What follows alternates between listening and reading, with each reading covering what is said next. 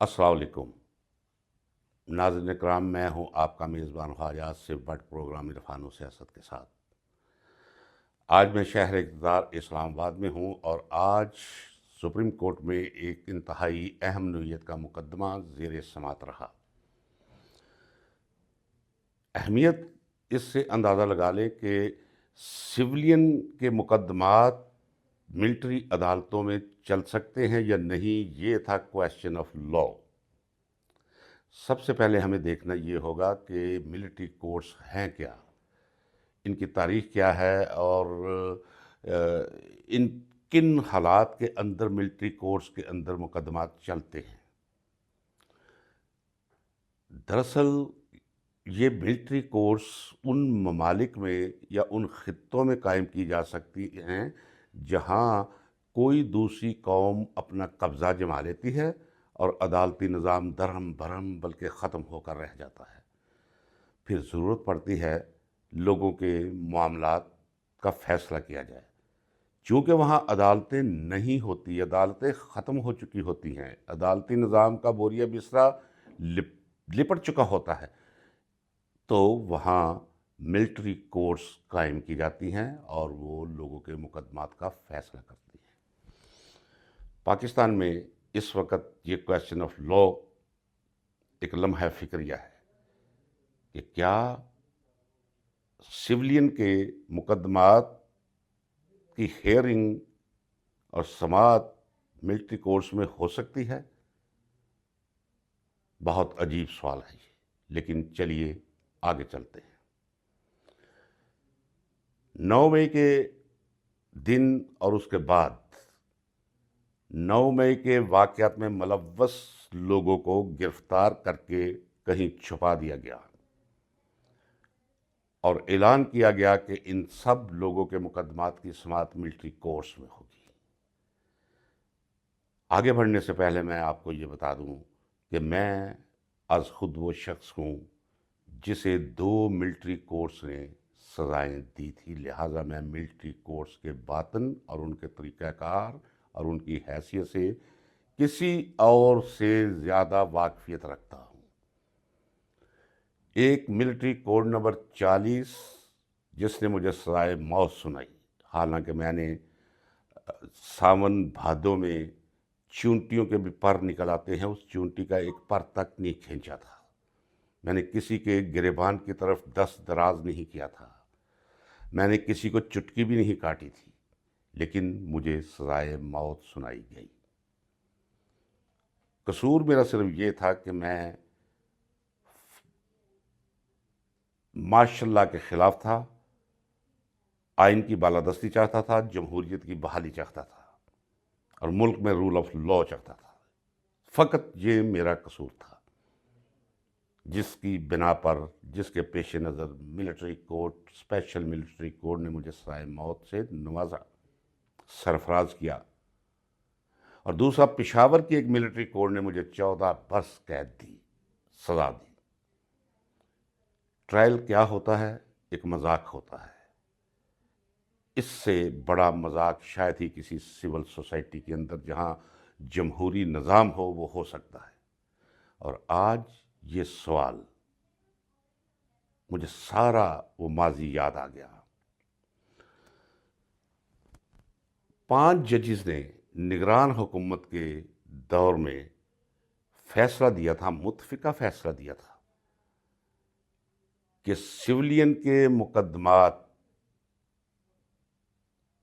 Military courts में नहीं चलाए जा सकते। हुकूमत इस फैसले के बाद अपील में चली गई। आज उस मुकदमे की समाअत थी। एक बहुत अहम नुक्ता जिसकी तरफ किसी का ध्यान शायद ना जाए, मैं कैटेगोरिकली उसके बारे में गुफ्तगू करना चाहता हूँ ताकि मैं आपको बता सकूँ कि ये फ़ैसला पाकिस्तान की आइंदा ज़िंदगी और पाकिस्तान में रहने वाले लोगों की आइंदा ज़िंदगियों पर बहुत ज़्यादा असर अंदाज होगा। यहाँ ये भी कहता चला जाऊँ, 2 वाक़यात। एक तो 5 रुकनी बेंच सुप्रीम कोर्ट का जिसने ये फ़ैसला इसी سابقہ نگران حکومت کے دور میں سنایا کہ کوئی جواز نہیں، کوئی گنجائش نہیں کہ سولینز کے مقدمات ملٹری کورٹ میں چلے۔ اس فیصلے کے بعد حکومت یعنی نگران حکومت اپیلوں میں چلی گئی۔ 2 ججز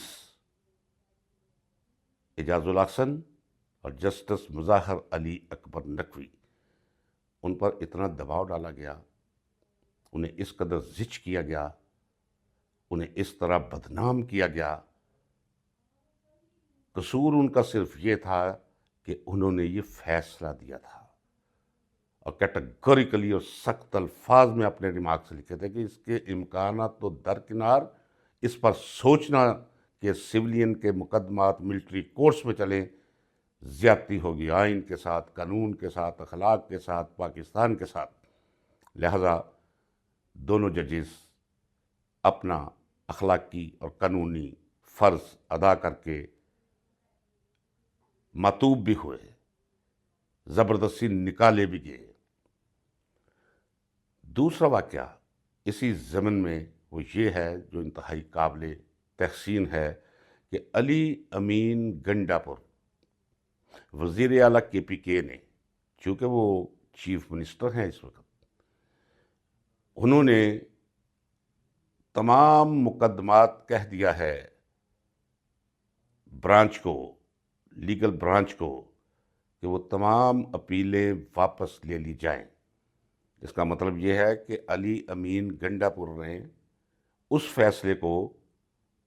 فیصلے کا دفاع کرنے کے لیے یہ کیا ہے جو فیصلہ ان 5 قابل احترام ججز نے صادر کیا تھا کہ ملٹری کورٹ میں سولین کے مقدمات نہیں چل سکتے۔ اس ضمن میں اٹارنی جنرل کو بلایا گیا اور اسے پوچھا گیا کہ سولین جو پکڑے گئے ہیں 9 مئی کے واقعات میں کیا کیا ہے ابھی تک، جس پر اٹارنی جنرل نے یہ جواب دیا کہ 103 افراد کے مقدمات کا فیصلہ ہو چکا ہے لیکن اناؤنس نہیں کیا گیا۔ تو جسٹس موصوف نے کہا کہ آپ یہ بتائیں کہ ان میں سے کتنے لوگ ہیں، کسی نہ کسی کو رہا بھی تو کیا ہوگا، کم از کم وہ تو رہا کر دیے جائیں، یا کچھ لوگ ایسے بھی ہوں گے جنہیں فقط 1 سال کی سزا دی گئی ہو، اور 1 سال کی سزا تو وہ ختم ہو چکی ہوگی چونکہ 1 سال سے زیادہ عرصہ انہیں ہو چکا ہے۔ اور فرض کریں اگر کسی کو 1.5 سال کی بھی سزا ہوئی ہے تو ریمیشنز وغیرہ جو آتی ہیں قیدیوں کے لیے، انہیں اگر اس میں کاؤنٹ کیا جائے تو پھر 1.5 سال والے کی سزا بھی ختم ہو چکی ہوگی۔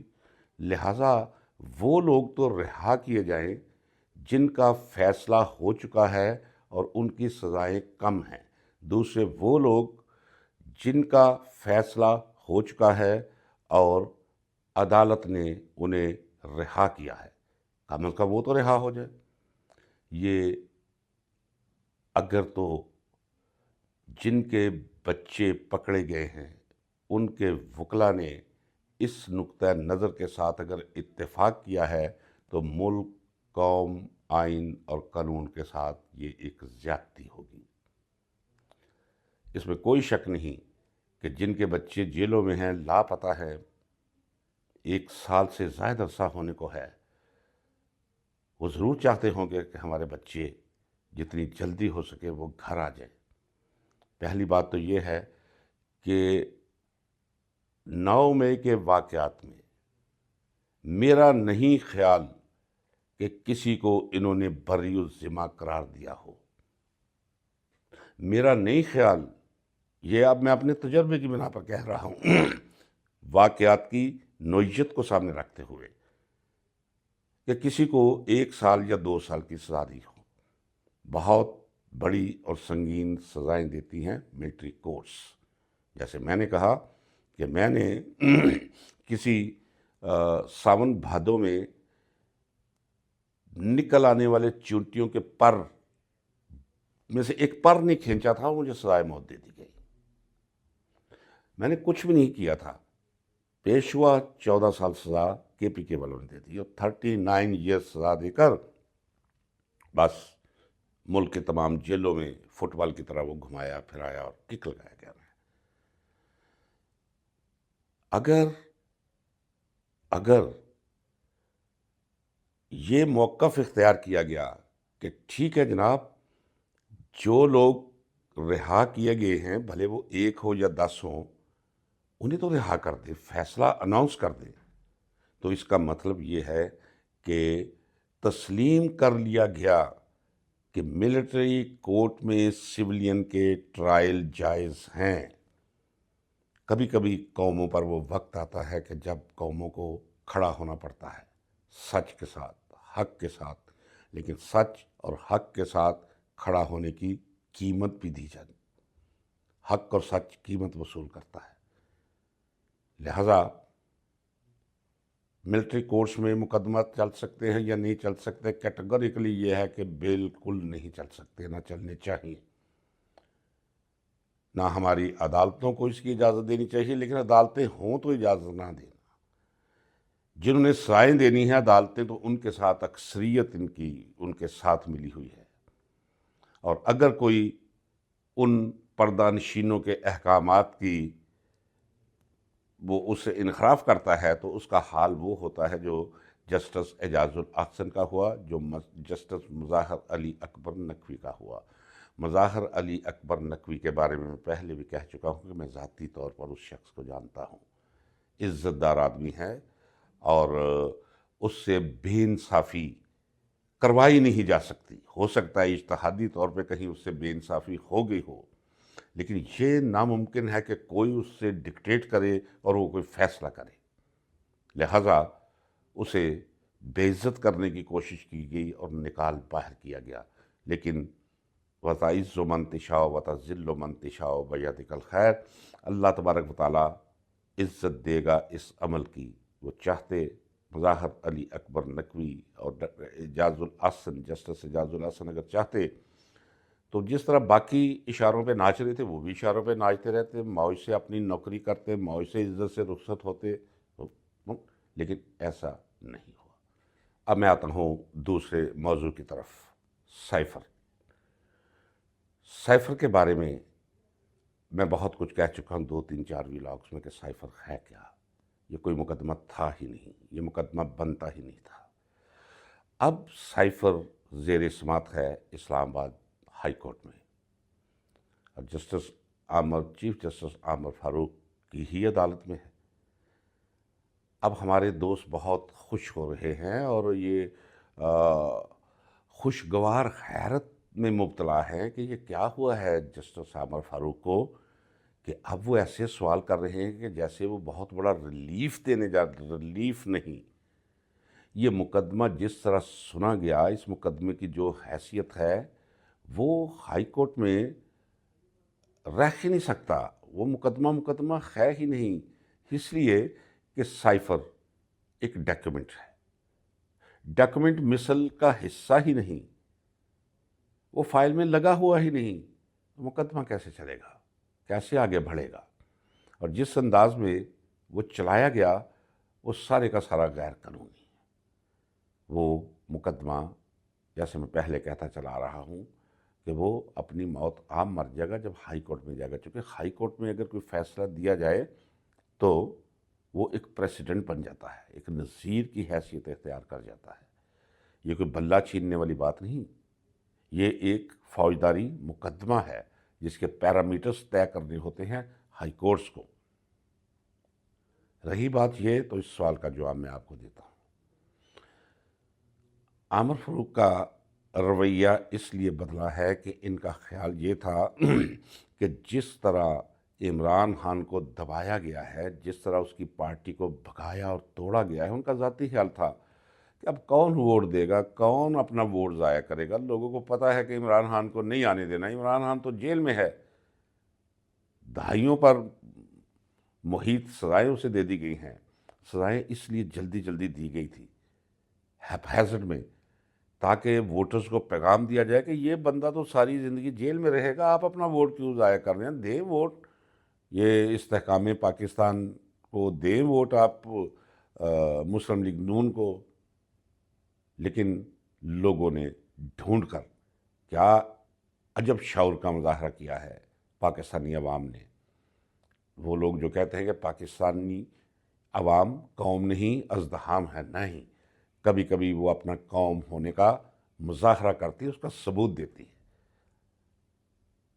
8 فروری کو قوم نے ثبوت دیا تھا، اتنے ووٹ عمران خان کو دیے کہ پاکستان کی تاریخ کا ریکارڈ ٹوٹ گیا۔ اب عمران خان اس کے بعد بھی جیل میں ہے، لیکن سوری، اگر 8 فروری تک عمران خان کی مقبولیت کا گراف 70% تھا تو یہ کوئی شاعرانہ غلو اور مبالغہ نہیں، میں اپنے تجربے کی آنکھ سے دیکھ کر کہہ سکتا ہوں کہ اس وقت کم از کم 85-90% عوام عمران خان کا دم بھرتی ہے۔ دوسرے لفظوں میں عمران خان اس وقت قوم ہے، وہ اکیلا نہیں، عمران خان پاکستان ہے۔ ڈگال کو کسی نے کہا کہ زاں پال سارتر کو قید کر دو، یہ گمراہ کر رہا ہے نوجوان نسل کو، تو ڈگال نے، فرانس کے صدر نے کہا تھا کہ زاں پال سارتر فرانس ہے، میں فرانس کو کیسے قید کر سکتا ہوں۔ اب عامر فروخ کو بھی پتا ہے کہ عمران خان کو زیادہ دیر تک قید و بند میں نہیں رکھا جا سکتا، اس لیے رویے تبدیل ہوئے ہیں۔ انٹرنیشنل سطح سے بازمیر پارلیمنٹیرینز عمران خان کے خلاف آواز اٹھا رہے ہیں۔ وہ وقت عنقریب ہے کہ جب پریشر اس قدر بڑھے گا کہ اپنے فیصلے ان لوگوں کو بدلنے پڑیں گے جو سب کچھ یہ عدلیہ سے کروا رہے ہیں، جو انٹرم گورنمنٹس بنوا رہے ہیں، یہ جو اقتدار کی بندر بھانٹ پوری طرح کی ہو رہی ہے، مذاق قوم کے ساتھ جاری ہے، یہ مذاق ختم ہونے کے دن قریب ہے۔ ملتے ہیں اگلے ولاگ میں، انتظار کیجیے گا۔ اللہ حافظ۔